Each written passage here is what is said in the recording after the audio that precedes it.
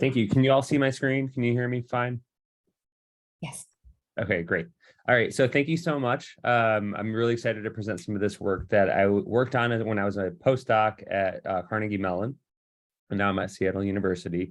And this research is on an interesting question that really hasn't been examined as much as I thought it would be, on the role of anger and its effects on both individual performance and teamwork. So if we think about this emotion, anger has negative consequences, right? You think about this emotion, usually you can think about its relation to conflict, of course, and people's desire to seek revenge. But on the other hand, there's research showing that there's some positive elements to this emotion, things like increased or better negotiation outcomes, support for equitable political policies in some cases. That's actually some of my own work. As well as better negotiation outcomes. So this emotion is really interesting in that it can really drive people in a lot of different ways. And what's interesting about it, at least in terms of both individual performance as well as collective intelligence, is that it actually, you can have two potentially good hypotheses about how it would affect these things. So on the one hand, if you think about anger, usually people that are angry are much more goal-focused. They're much more focused on rewards. And there's research by prominent psychologists that suggests that it oftentimes narrows cognitive scope and helps provide sort of a selective or focused attention on things. So in some ways, you could think that anger would be helpful. On the other hand, you're usually angry at somebody or something, right? If you think about the famous scene from The Princess Bride, my name is Inigo Montoya, you killed my father, prepare to die. This person is clearly ruminating about the act of injustice that occurred to him or her or they. And so in this case, you can think that this perseveration or this rumination about the anger might actually have some negative consequences to the self as they're performing or during a teamwork related context. So we examined this question across a series of studies and modalities. So in 4 studies, we examined this. So the first study were a study of 3-person teams that engaged in a search and rescue operation, a simulated search and rescue operation. It was in Minecraft, so it wasn't real, but it was supposed to be simulated, and people did feel emotions as they were participating in this game. And then the final 3 studies were in a game called, or a program called Minimap.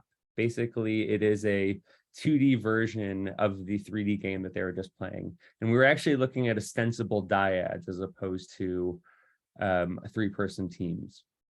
In this case, we had a lot more experimental control in these latter studies. So the first studies, there are 59 triads engaging in a search and rescue, urban search and rescue task simulated in Minecraft. And so they had 10-minute rounds, 2 of them to basically find and identify critical and non-critical victims. And how we counted points or performance, how we counted performance was the number of points that people scored across both rounds. And then how we counted teamwork were the number of critical victims saved. And the important difference here is that critical victims, in order for them to be saved, all teammates had to be actually at the location in order to save a victim, as opposed to any individual participant could actually save a victim for non-critical victims. We measured mood using 2 items, hostile and irritable, using a modified version of the positive and negative affect schedule scale. And then we had a variety of controls to examine the unique effects of anger on these 2 variables. And so what we find is that anger, and if you can see the table here, this is basically the regression with the DVs on the top. What you can see is that anger contributed to both team performance, and this was average anger across teammates, as well as greater teamwork. So in some cases, we're finding some evidence that anger is actually beneficial for both individual or team performance as well as teamwork related behavior. But then we wondered, does the source of anger actually have an important sort of consideration. It's something to consider as we're thinking about this question. You could be mad at your teammate. You could also be mad at something else. Do these things actually show differences? The ways that we induce anger in predicting performance and teamwork. And so this is actually what we did in the last 3 studies. So we had participants play a game called Minimap. And again, it's a simulated urban search and rescue game. And they were able to save different types of victims of different point values. And participants in this study were actually matched with a teammate, what they thought was a teammate. And what we told them was that their collective performance across themselves and the teammate determined the bonus that they would be receiving above and beyond base pay. We measured mood in a variety of ways. I'm sorry, at a variety of time points. So it was before the game, after round 1 of the game, and then after round 2 of the game. And then we actually measured collaboration a little differently in this case compared to the last study. So participants actually were given the opportunity to collaborate with teammates by telling them where specific victims are that only the teammate can save. So they had blue box victims. And in the same vein, since they're playing on the same 2D map, a participant could tell somebody the location of a room that was already covered. And so that would be essentially a clearance message. Oh, I'm sorry. And then finally, gift boxes. So these were boxes that were given directly to the ostensible teammate's bank account or their point account that would go directly to them for their bonus. So we tried this in a variety of different ways, examining teamwork. And to give you sort of a sense of how we actually manipulated anger, and depending on the type of anger that we examined, you can sort of see this table here. And I'll walk through each of these shortly, but we had 3 different experiments, experiments 2A through 2C, with different types of inductions, depending on the condition. So experiment 2A. In this case, after participants completed round 1, this would be like their skill competition or their skill sort of acquisition round to understand where they're at skill-wise. Participants in the unrelated anger condition completed a writing task, one that was asked that usually triggers a high degree of anger. In comparison, we had participants in the teammate-related anger condition experience a case of social loafing by the teammate, and it's very, very explicit. So it's pretty clear, I think, to the teammate, the actual participant that's playing the game, that this person is basically shirking their responsibility. So to give you a sense of what that looked like, you can see the chat box right here.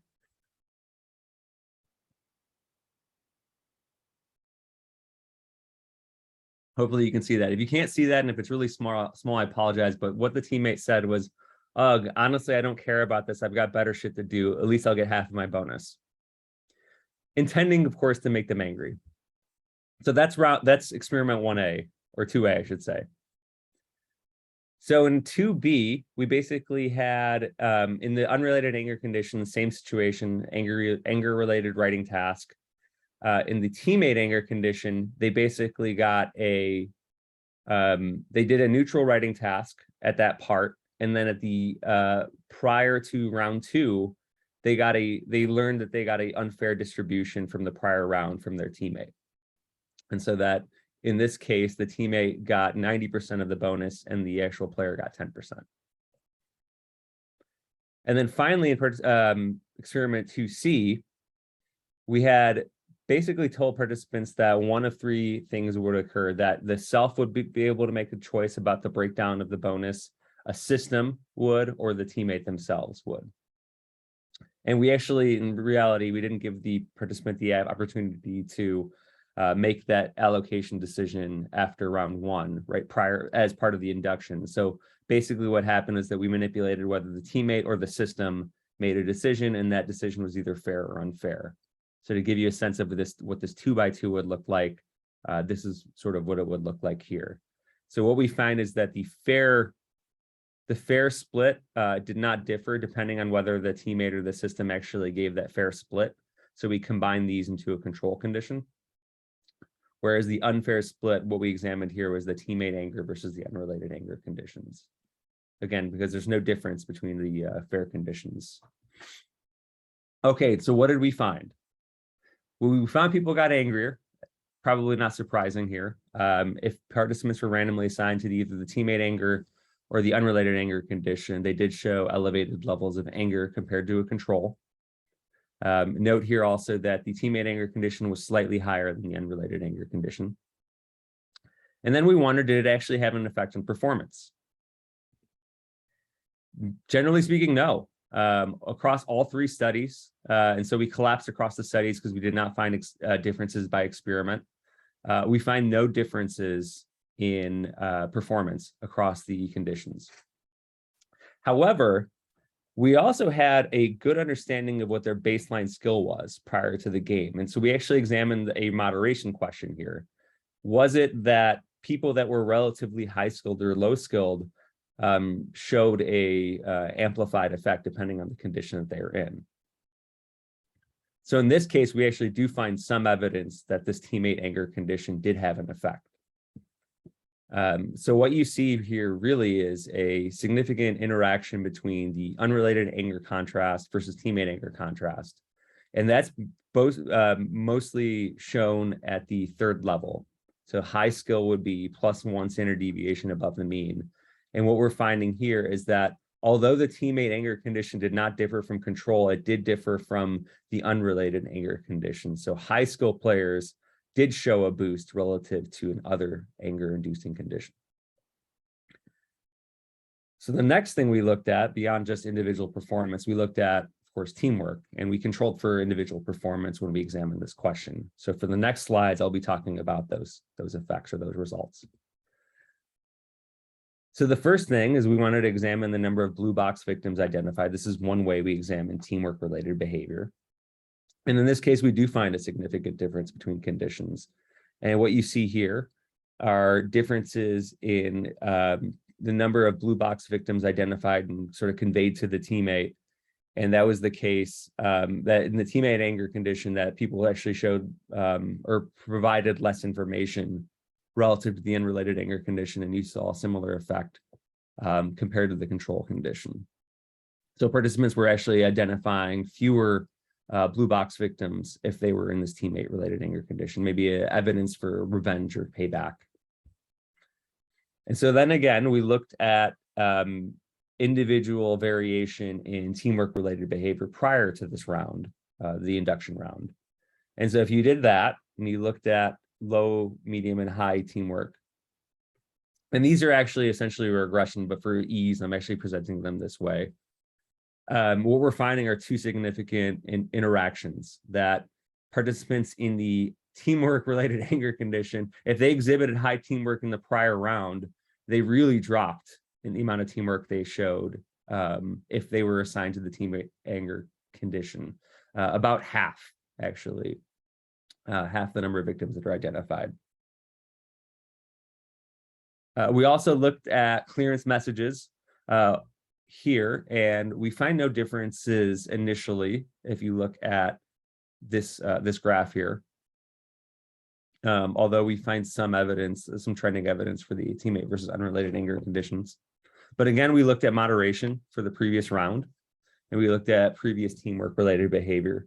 In this case, we do find a significant effect that people in the unrelated anger condition relative to the teamwork related anger condition did show a difference in teamwork related behavior. Again, in this case, this teamwork anger condition significantly reduced teamwork in this case, in this clearance, the number of clearance messages that were sent.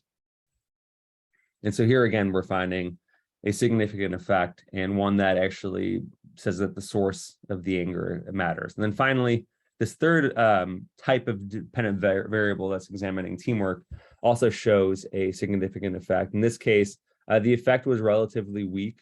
It is statistically significant, but if you're doing Bonferroni correction, those effects disappear. But we can at least say that there's some trending evidence that participants in the teamwork-related anger condition did show less gift box acquisition compared to the control condition. That's what you see in this first line, as well as in the third line. You're seeing that difference between teamwork anger and unrelated anger. So what does this tell us sort of collectively? And we find no moderation by their past teamwork related behavior. So there's no moderation effect to show in the next slide. So let me get my sip of water. So does anger help or hurt teamwork and performance, individual performance? What we're finding is that measured or induced anger did have at least some evidence for boosted performance at the individual level. Induced anger actually harmed teamwork if the anger was from a teammate versus another source. And it was especially strong for people that showed high pre-induction teamwork or performance.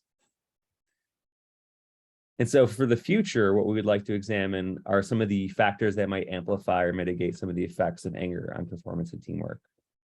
So thank you again. I don't think I mentioned DARPA. This is a project funded by DARPA. So I wanted to thank them for helping us in our scholarly pursuit. So thank you so much.